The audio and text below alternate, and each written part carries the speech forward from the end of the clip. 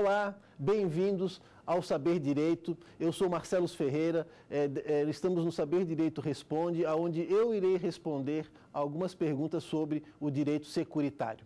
As perguntas serão elaboradas pelos nossos alunos, Gutierrez, o Daniel e o Anderson. Gutierrez, por favor, qual que é a sua primeira pergunta? Só gostaria de saber quais são os principais aspectos regulatórios do seguro de direito. Perfeito, Gutierrez. Os principais aspectos regulatórios do direito do seguro, eles estão envolvidos com o Decreto-Lei 7366. Esse é o decreto que organizou, normatizou o Sistema Nacional de Seguros Privados. Esse é o decreto que a norma, a lei basilar do direito regulatório securitário. Dentro desse organograma estabelecido no Decreto-Lei 7366, quando ele quando ele estabeleceu o Sistema Nacional de Seguros Privados, ele criou basicamente duas entidades com finalidade regulatória. Quais são essas duas entidades que têm natureza regulatória? Primeiro, Conselho Nacional de Seguros Privados. O Conselho Nacional de Seguros Privados, ele tem por finalidade, ele tem por definição estabelecer critérios, estabelecer normativos gerais sobre o contrato de seguro, sobre as relações securitárias. O Conselho Nacional de Seguros Privados, ele vai editar, melhor dizendo, todos os normativos regulatórios que tanto a Superintendência de Seguros Privados como o mercado segurador tem que obrigatoriamente seguir. Dentro dessa estrutura do direito regulatório previsto para o Sistema Nacional de Seguros Privados, logo abaixo, vamos dizer dessa maneira, do Conselho Nacional de Seguros Privados, foi criada a Superintendência de Seguros Privados, ou a SUSEP. Qual é a principal atribuição da SUSEP? A principal atribuição da SUSEP é, sem sombra de dúvida, fiscalizar o mercado segurador. E essa fiscalização vai se dar em que âmbito? Essa fiscalização vai se dar no âmbito da defesa do consumidor. A SUSEP tem como um dos seus maiores preocupações, como um dos seus grandes motores, a defesa do consumidor. Não é, obviamente, só essa atribuição da Superintendência de Seguros Privados. Ela tem inúmeras outras atribuições. Desde a autorização para funcionar a uma seguradora, ela é quem emite esta autorização, até a fiscalização das constituições, das reservas e as provisões matemáticas que o próprio CNSP e a Superintendência de Seguros Privados determinam que as seguradoras formem para a garantia das suas obrigações. Nós tivemos a oportunidade de olhar, de analisar, melhor dizendo, no decorrer dessa semana, que o seguro, o que é o seguro? O seguro é uma poupança, é um fundo popular, vamos dizer dessa maneira, da onde as seguradoras vão destinar parte daquele valor ao pagamento das suas obrigações, das indenizações securitárias. E cabe à Superintendência de Seguros Privados verificar periodicamente a saúde financeira desses fundos, dessas reservas, dessas provisões técnicas que, por normativo legal, todas as seguradoras têm que constituir para poder atuar no mercado segurador. Gutierrez, enfim, essa é a principal estrutura regulatória, numa breve consideração, do mercado segurador. Não se limita apenas a essa situação.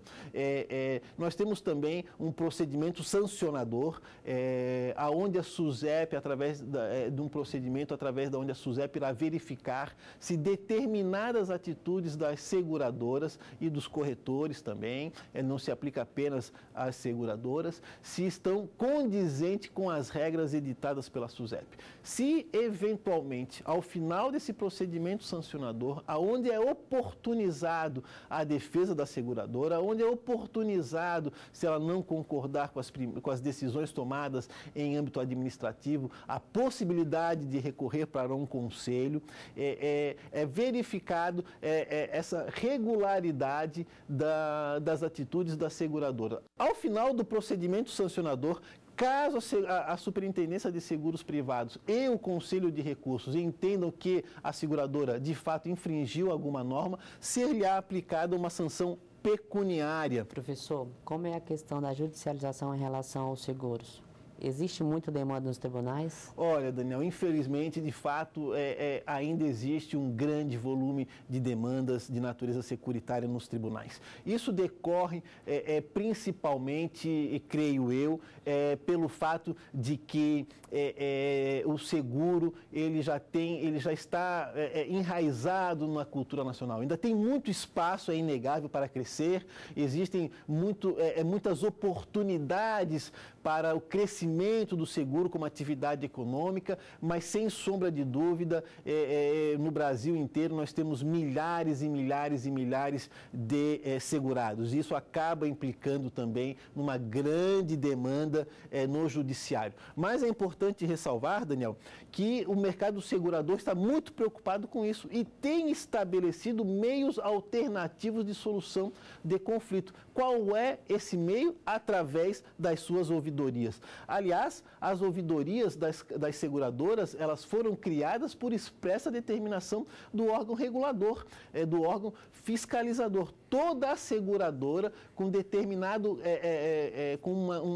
capital social tem que ter obrigatoriamente uma ouvidoria. E essa ouvidoria fica responsável por atender às reclamações dos seus consumidores. A gente nunca pode esquecer que hoje, Daniel, uma ação judicial, ela é cara, ela é muito cara economicamente falando para uma seguradora. Não é interessante hoje para uma seguradora manter no judiciário um grande volume de ações judiciais. Isso é economicamente muito ruim para a seguradora, porque acaba implicando em desembolsos significativos ao final do processo, isso sem falar a possibilidade de incidência de algum tipo de multa ou mesmo do reconhecimento de um dano moral, o que acaba agravando a condenação. Qual a importância de boa-fé nos contratos de seguro?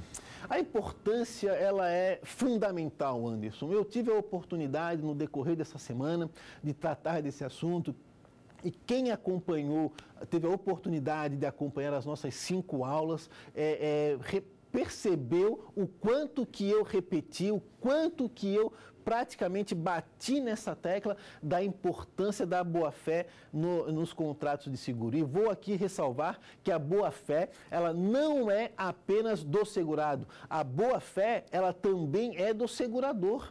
Ela também é do segurador no momento em que o segurador, na fase pré-contratual, na fase da proposta, quando está recebendo aquela proposta do proponente, do pretenso segurado, ele presta as informações claras para aquele segurado, principalmente quando ele destaca, quando ele esclarece as cláusulas restritivas de direito.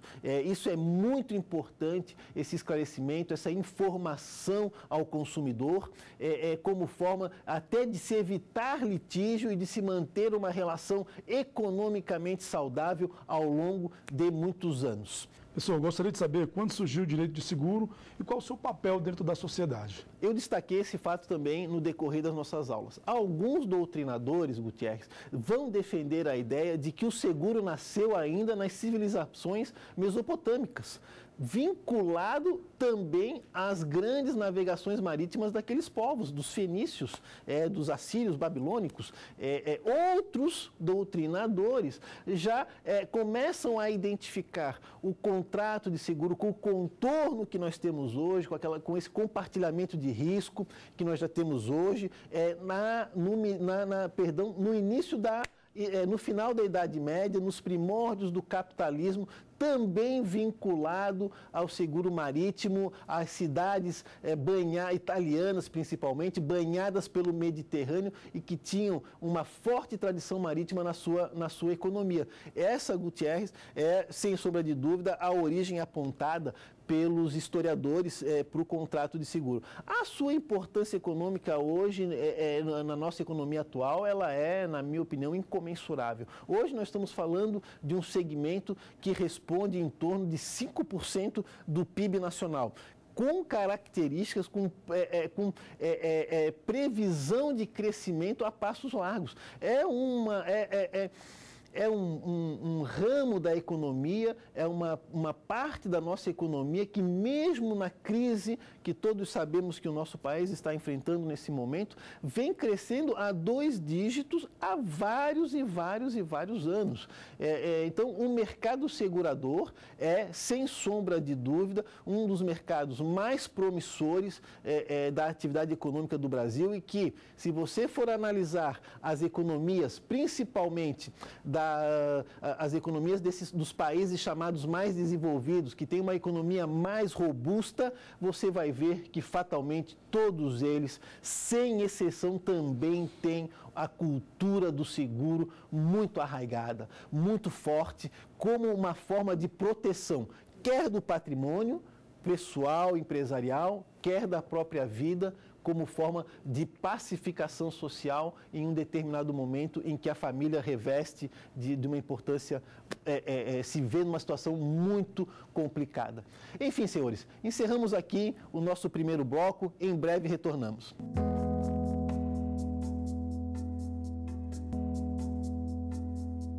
Olá, retornamos novamente com o segundo bloco do Saber Direito Responde e as perguntas dos nossos alunos. Daniel, por favor. Professor, existem projetos de lei tramitando no Congresso Nacional que tratam dos seguros. O que se pretende mudar, professor? Excelente. De fato, existem 2 projetos de lei que tratam do assunto em trâmite no Congresso Nacional. Um é o PL 3555, está atualmente na Câmara dos Deputados, relatoria do deputado Lucas Virgílio. E um segundo projeto de lei tramitando no Senado Nacional, de relatoria do senador Romero Jucá. Basicamente, o que se pretende, Daniel, com esses 2 projetos de lei é instituir no Brasil um Código de Seguros. Alguns defendem a ideia de que por uma evolução ainda mais robusta desse cenário que eu acabei de mencionar no bloco anterior, se faz necessário um código que normatize por completo a relação securitária entre segurado, segurador e também resseguradores, que é uma terceira figura muito importante. Enfim, o que se pretende, em suma, é estabelecer um Código Nacional de Direito Securitário, com o objetivo de tornar mais claras as relações entre segurados e seguradoras e não apenas no âmbito de normativos da Superintendência de Seguros Privados. Essa é a intenção dos 2 projetos de lei. O que é conseguro e resseguro, professor? Excelente pergunta, Anderson. Eu estava falando desse assunto. O que é cosseguro e resseguro? Nada mais é do que formas de pulverizar o risco. Cada seguradora, ela tem uma capacidade de risco que ela pode assumir diante daquela massa de segurados. O que ela faz? Qual que é o instrumento que ela utiliza para poder aumentar a sua capacidade de assumir riscos? Através de contratos de cosseguro e resseguro. O que é um contrato de cosseguro? O contrato de cosseguro é um compartilhamento de risco entre seguradoras. E, por definição do Código Civil, deve o segurado tomar conhecimento desse compartilhamento. Deve o segurado saber quem são as suas seguradoras e qual que é o percentual que cada uma dessas seguradoras vai responder para ele num caso de eventual sinistro. Já o contrato contrato de resseguro, ele tem algumas características diferenciadas. Alguns chamam do resseguro, grosseiramente, vamos dizer assim, do seguro, mas tecnicamente não é apenas isso. Na verdade, é uma forma de aumentar, como eu já falei, a capacidade de assumir riscos, feita com resseguradores. Existe a figura, 3 tipos de ressegurador é previsto na legislação nacional: local, eventual e externo, admitido. Então, esses 3 tipos de ressegurador podem atuar no cenário nacional. Normalmente, nós estamos falando de contratos internacionais, muitas vezes redigidos em língua estrangeira e também muitas vezes levados a debate quando existe algum tipo de conflito em tribunais arbitrais internacionais. São realmente, via de regra, envolve valores extremamente expressivos. O senhor gostaria de saber quais são os danos e as modalidades dentro do direito de seguro, com fruto no artigo 778 do Código Civil?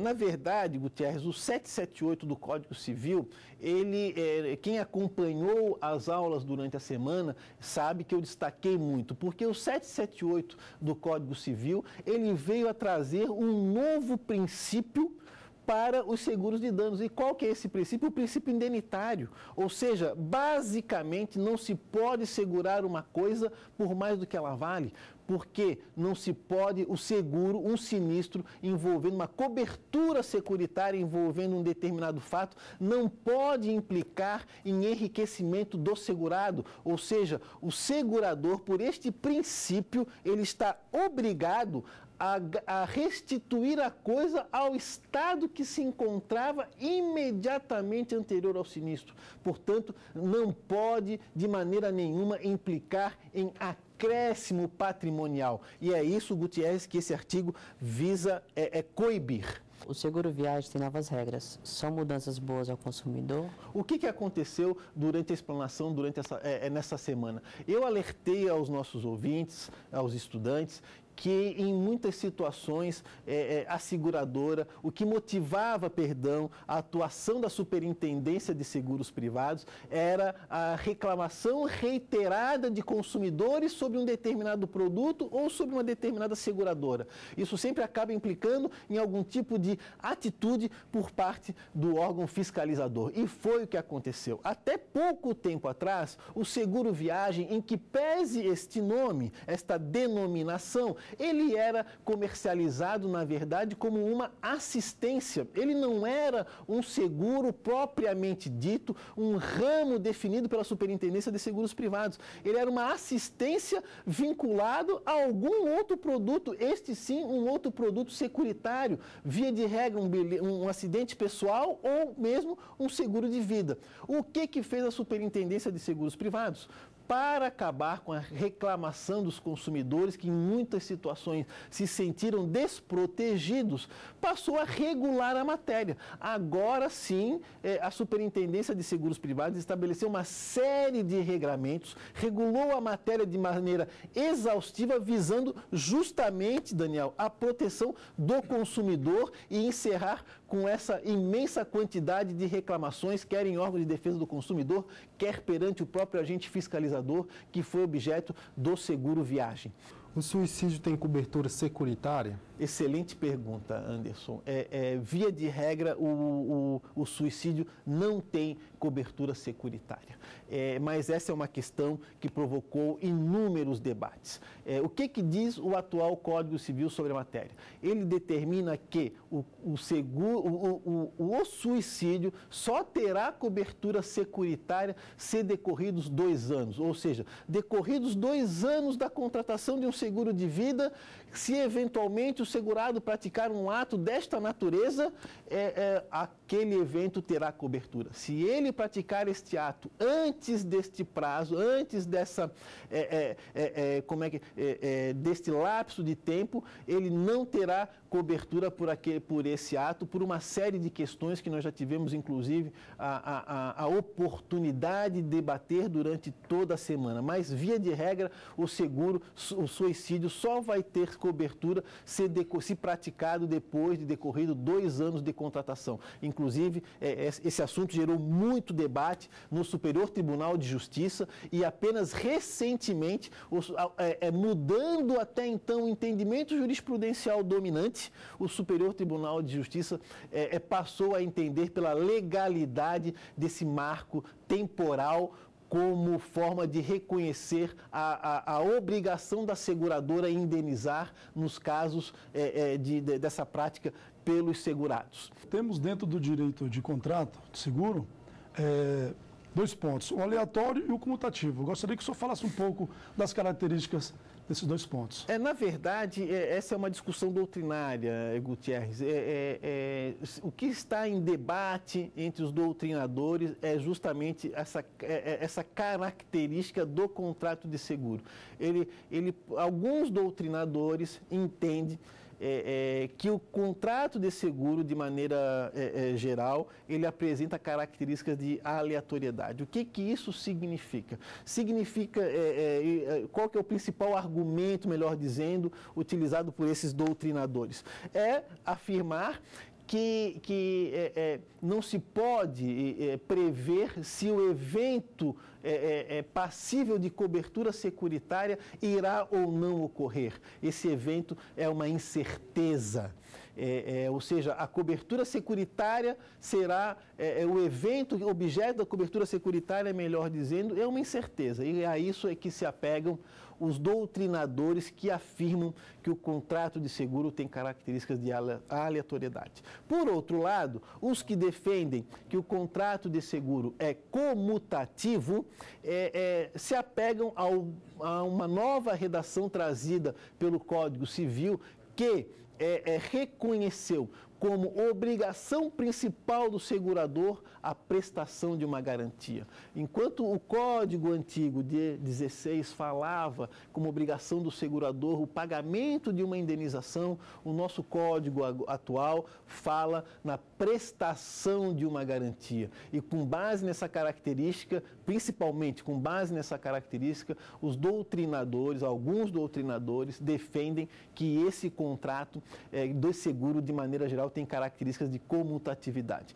Mas essa pergunta, Gutierrez, esse debate, melhor dizendo, até hoje não está definido. Existem inúmeros doutrinadores que entendem que o contrato de seguro é aleatório, outros entendem que ele é comutativo. E ambos, reconheço, com argumentos sólidos, com argumentos que merecem respeito nas suas devidas teses. A prescrição prevista no CDC é aplicável aos contratos de seguro? Quem acompanhou as nossas aulas durante a semana, ficou claro, pelo menos eu procurei tratar desse assunto, da interdependência do direito securitário com várias outras matérias, principalmente com o próprio Código Civil, com o direito empresarial e com o Código de Defesa do Consumidor. Então, essa interdependência umbilical, principalmente com o Código de Defesa do Consumidor, ele trouxe a debate essa questão, Daniel. A prescrição nos contratos de seguro se aplica a prevista no Código de Defesa do Consumidor ou se aplica àquela prevista no próprio Código Civil. Depois de inúmeros debates, o Superior Tribunal de Justiça entendeu que a regra de prescrição que deve prevalecer para os contratos de seguro é a prevista no Código Civil. Entendeu o Superior Tribunal de Justiça por diferenciar prescrição do pedido da indenização securitária da prescrição da falha na prestação do serviço.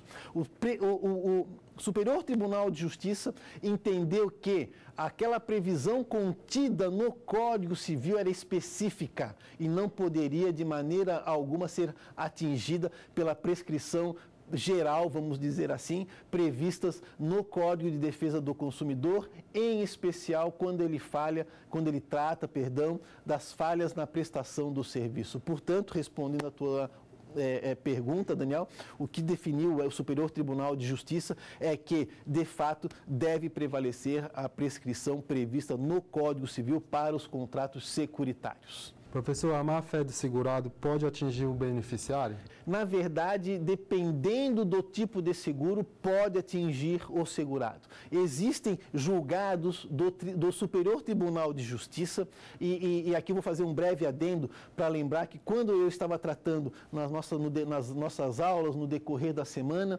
eu destaquei que o entendimento jurisprudencial de vários assuntos depende muito dos fatos a que eles estão envolvidos, dos fatos em que se desenrolaram aquela situação. E sobre esses fatos é que o Superior Tribunal de Justiça deliberou algumas matérias, e eu vou te dar 2 exemplos que bem retratam essa situação, Anderson.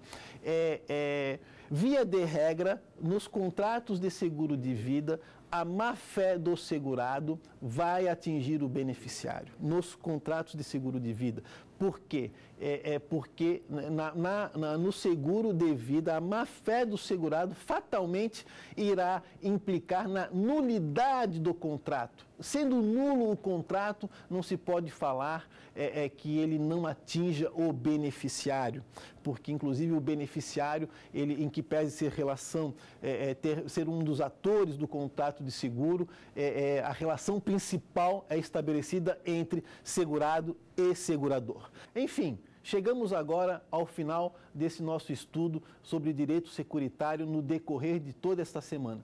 Tivemos no decorrer dessa semana 5 aulas que tratamos desse assunto. É evidente que nessas 5 aulas não seria muito pretensioso exaurir o tema. Não foi essa a minha intenção. A minha intenção foi, com essas 5 aulas e com os debates, trazer aos senhores elementos que pudessem ajudar na formação da sua opinião sobre este importantíssimo segmento econômico da nossa atividade, que é o contrato de seguro, e que eu tenho a firme convicção que tem muito espaço, muito campo para crescer ainda, e que, sem sombra de dúvida, é um importante instrumento de pacificação social em momentos de angústia, quer para as famílias, quer para as pessoas físicas, os empresários, na sua atividade diária. É um instrumento que vai evitar um colapso financeiro.